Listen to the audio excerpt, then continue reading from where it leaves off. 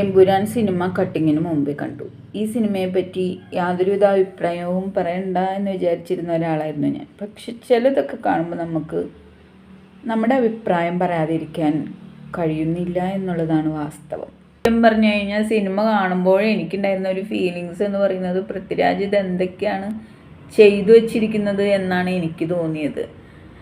പിന്നെ എനിക്ക് ആ സിനിമയുമായി തുടർന്നുണ്ടായ വിവാദവും ഒക്കെ അങ്ങനെ കൂട്ടി വായിച്ചപ്പോൾ പൃഥ്വിരാജ് ആ സിനിമയിൽ പറഞ്ഞിരിക്കുന്ന കാര്യങ്ങളൊക്കെ ശരിയാണ് എന്ന് തന്നെയാണ് എൻ്റെ അഭിപ്രായം. എന്തിനാണ് ഒരു സിനിമയെ ഇങ്ങനെ പേടിക്കുന്നത് എന്ന് എനിക്ക് ചോദിക്കേണ്ടി വരും. ഒരു സിനിമയെ പേടിക്കാൻ മാത്രമേ ഉള്ളൂ? അങ്ങ് രാജ്യസഭയിൽ നമ്മുടെ കേരളത്തിൽ നിന്ന് ജയിച്ച ഒരു MP, ഇപ്പം അദ്ദേഹം കേന്ദ്രമന്ത്രിയാണ്. അദ്ദേഹം ഘോര വാക്പയറ്റ് നടത്തുന്ന ഒരു ദൃശ്യങ്ങൾ നമ്മൾ സമൂഹ മാധ്യമങ്ങളിലൂടെ കണ്ടു. അപ്പോൾ എനിക്ക് ചോദിക്കാനുള്ളത്, ഇതിനു മുമ്പ് കേരളത്തിലെ ഒരു പ്രതിസന്ധി, വയനാട് ദുരന്തം വന്നു, ഇന്ത്യയിൽ തന്നെ മണിപ്പൂർ കത്തിയമരുന്ന ഒരു സാഹചര്യം ഉണ്ടായിരുന്നു, എന്നിട്ടൊന്നും വാ തുറന്ന് പ്രതികരിക്കാത്ത, അതുമാത്രമല്ല നമ്മുടെ ഇപ്പോൾ ജബൽപൂരിൽ ഒരു ക്രിസ്ത്യൻ വൈദികന് ഇങ്ങനെ ഇതാക്കുന്ന ഒരു രംഗവും നമ്മൾ കണ്ടു. അപ്പോൾ കേരളത്തിൽ വന്ന് കാട്ടിക്കൂട്ടുന്ന ഈ കൂത്തുകൾ, അങ്ങനെ തന്നെ പറയേണ്ടി വരും, ഈ കൂത്തുകൾ, അതായത് വാഴക്കുല സമർപ്പിക്കുക, മാതാവിന് കിരീടം സമർപ്പിക്കുക, മുല്ലപ്പൂ മാല ഇടിക്കുക, അങ്ങനെ പലതരം നാടകങ്ങൾ, തൃശ്ശൂർ വന്നിട്ട് നോമ്പ് തുറക്കുക, എന്നിട്ട് അങ്ങ് ഉത്തരേന്ത്യയിൽ പോയിട്ട് ബുൾഡോസർ വെച്ചിട്ട് എന്താ ചെയ്തുകൊണ്ടിരിക്കുന്നത്. പിന്നെ പൃഥ്വിരാജ് ആ സിനിമയിൽ കുറച്ച് കാര്യങ്ങൾ പറയുന്നുണ്ട്.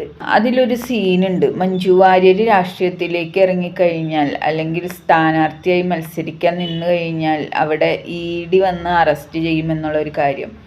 എന്താ സംശയം? പച്ച നഗ്ന സത്യങ്ങളല്ലേ വിളിച്ചു പറയുന്നത്. അത് കേൾക്കുമ്പോൾ എന്തിനാണ് പൊള്ളുന്നത്? ഇപ്പോൾ ഈ എമ്പുരാൻ സിനിമയുടെ വിവാദത്തിൻ്റെ ഇടയ്ക്ക് ഇപ്പോൾ നടന്നുകൊണ്ടിരിക്കുന്നതും അതല്ലേ. അതിൽ അഭിനയിച്ച ആൾക്കാർക്കിടെ, ഡയറക്റ്റ് ചെയ്ത ആൾക്കാർക്കൊക്കെ ഇപ്പോൾ ആദായ നികുതി വകുപ്പ് നോട്ടീസ് പോകുന്നുണ്ട്, ED വരുന്നു. സിനിമ വിതരണത്തിനെടുത്ത ഗോപാലിനെതിരെ ഇപ്പോൾ ED ഇന്നലെയൊക്കെ റെയ്ഡായിരുന്നു, അറസ്റ്റ് ചെയ്തു. NIA വരുന്നു. എന്തൊക്കെയാണ് കാട്ടിക്കൂട്ടുന്നത്. കനിമൊഴി രാജ്യസഭയിൽ കേരളത്തിന് വേണ്ടി, വയനാടിന് വേണ്ടി സംസാരിച്ചപ്പോൾ ഇങ്ങനെ കാണിച്ച ഒരു വ്യക്തിയുണ്ട്. അപ്പോഴേക്ക് ഇദ്ദേഹത്തിൻ്റെ നാക്ക്, ഇദ്ദേഹത്തിൻ്റെ രോഷം എവിടെ പോയിരിക്കുകയായിരുന്നു എന്നാണ് എനിക്ക് ചോദിക്കാനുള്ളത്. ഇപ്പോൾ ആ സിനിമയിലെ ഇദ്ദേഹമാണെന്ന് ഇദ്ദേഹത്തിന് അങ്ങ് തോന്നിക്കാണും. ശരിക്കും ആ ഒരു പണി തന്നെയാണ് ഇപ്പോൾ എടുത്തുകൊണ്ടിരിക്കുന്നത്. കട്ടിങ്ങിന് മുമ്പേ എമ്പുരാൻ സിനിമ കണ്ട വ്യക്തി എന്ന നിലയിൽ ആ സിനിമ അടിപൊളിയാണ്. ആ സിനിമയെ രാഷ്ട്രീയപരമായിട്ട് കാണുന്നവർക്കാണ് പ്രശ്നം വരുന്നത്. രാഷ്ട്രീയപരമായിട്ട് കാണാത്തവർക്ക് ആ സിനിമ അടിപൊളി, നല്ലൊരു സിനിമയാണ്. അതിൽ യാതൊരുവിധ കട്ട് ചെയ്ത് മാറ്റേണ്ട യാതൊരുവിധ ഭാഗങ്ങളും ഇല്ല എന്ന് തന്നെയാണ് എൻ്റെ അഭിപ്രായം. ഞാൻ സിനിമയൊക്കെ വല്ലപ്പോഴും കാണുന്ന വ്യക്തിയാണ് പുറത്തു പോയിട്ട്. അപ്പം കട്ടിങ്ങിന് മുമ്പ് എമ്പുരാൻ കാണണം എന്നൊരു ആഗ്രഹം ഉണ്ടായിരുന്നു, അങ്ങനെ പോയി കണ്ടതാണ്. ആ എമ്പുരാനെ പറ്റി നമുക്ക് എന്തെങ്കിലും പറയണമെങ്കിൽ ഈ സിനിമ കണ്ടതിന് ശേഷം മാത്രമേ പറയാൻ പറ്റുള്ളൂ. സിനിമ കാണാതെ അഭിപ്രായം പറഞ്ഞ പലരും നമ്മുടെ നാട്ടിലുണ്ട്.